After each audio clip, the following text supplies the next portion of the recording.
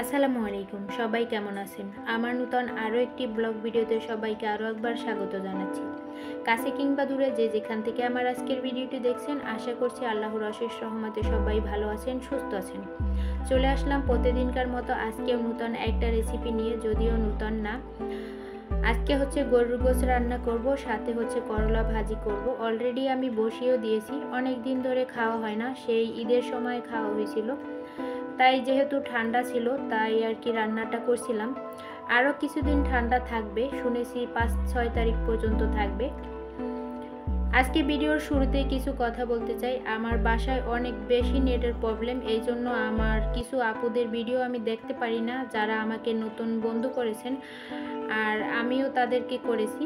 আসলে আমি কারো ভিডিওই দেখতে পারি না, কেউ আমাকে স্কিপ করে চলে যাবেন না, সবাই সবার পাশে থাকার চেষ্টা করবেন। আমার নেটের সমস্যার সমাধান হলে আমি সবার ভিডিও দেখব ইনশাআল্লাহ। আমার ভিডিও যদি কেউ নাও দেখে তাও আমি সবার ভিডিও দেখব, যাদের আমি সাবস্ক্রাইব করেছি।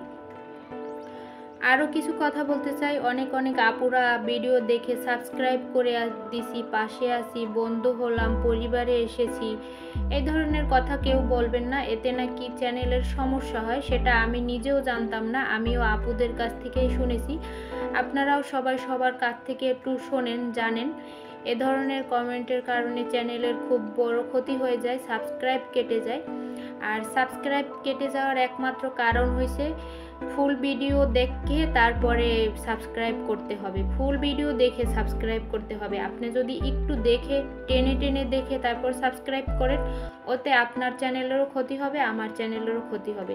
তো এ ধরনের ক্ষতি কেউ কারো করেন না। আসলে সবাই একটু না একটু আশা নিয়েই কিছু করে। আসলে আপনিও যেমন একটা আশা নিয়ে করছেন, ঠিক আমিও ওভাবে আশা নিয়েই কিছু করছি। তো সবাই সবার পাশে থাকার চেষ্টা করেন, কেউ কারো ক্ষতি করিয়েন না। ভিডিওর এ পর্যায়ে এসে যারা এখনও একটা লাইক দিতে ভুলে গেছেন, প্লিজ একটা লাইক দিয়ে ভিডিওটা কন্টিনিউ করবেন। আর যাদের ভিডিওর কোনো অংশে একটু হলেও ভালো লেগে যায়, সাবস্ক্রাইব করে আমার পাশেই থাকতে পারেন। পাশে থাকা বেল আইকন অল অপশনটি প্রেস করে রাখবেন, যাতে পরবর্তী ভিডিওর নোটিফিকেশন পৌঁছে যায় আপনার কাছে।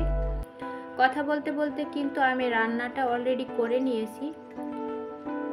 সব কিছু রান্না এখন আমার শেষ হয়ে গিয়েছে। এখন হচ্ছে আমি তুলে রেখে গোসলে যাব। গোসল করে এসে তারপর হচ্ছে আমরা খাওয়া দাওয়া করে নিচ্ছি। কিছুটা পোলাও ছিল ডিপে রাখা, ওটাও আমি অফ ক্যামেরায় গরম করে নিয়েছি। আজকের ভিডিওটা কেমন ছিল সব কিছু মিলিয়ে অবশ্যই আমাকে কমেন্টসের মাধ্যমে জানাবেন